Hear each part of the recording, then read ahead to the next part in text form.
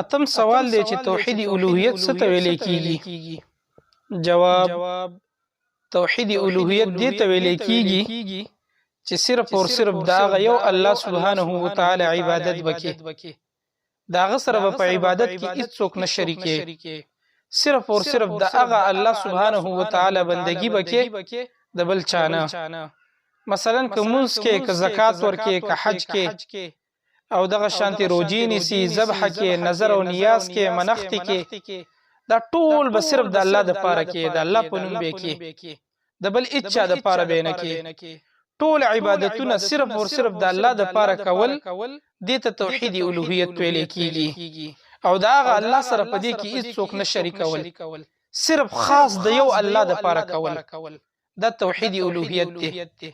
قرآن کریم په سورة البقره کې الله سبحانه و تعالی فرمایي: وإلهكم إله واحد لا إله إلا هو الرحمن الرحیم.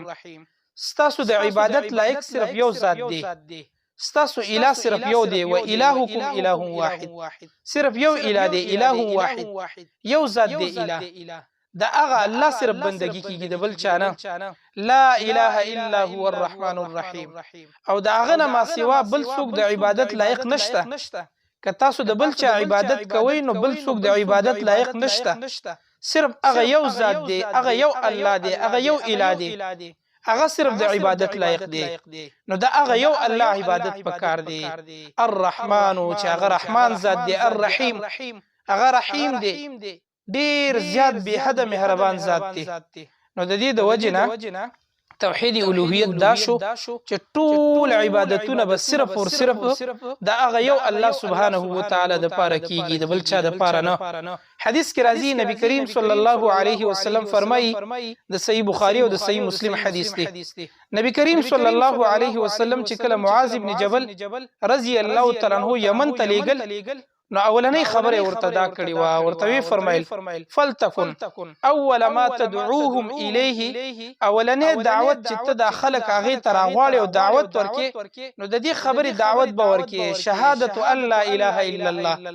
د دې خبرې دعوت ورکو، دا گواہی تی واخله چې تاسو به عبادت نه کوئ مگر صرف او صرف د یو الله عبادت وکوئ، نشته دی لایق د بندګۍ مگر صرف یو الله دی، یو ذات دی، دا یو ذات بندگی وکوي. د ټولو نه اول به د دې اقرار ته اخلي. د صحیح بخاری په روایت کې د سی الفاظ دي: الا ان یوحد الله. هغه خلکو ته دعوت ورکړه د دې خبرې چې صرف او صرف هغه الله اومني، د هغه وحدانیت اومني، هغه الله یک یوازې اومني، د هغه سره بل څوک شریکان ونه مني، او د هغه یو الله عبادت وکړي. نو دې ته توحید الوهیت ویل کیږي.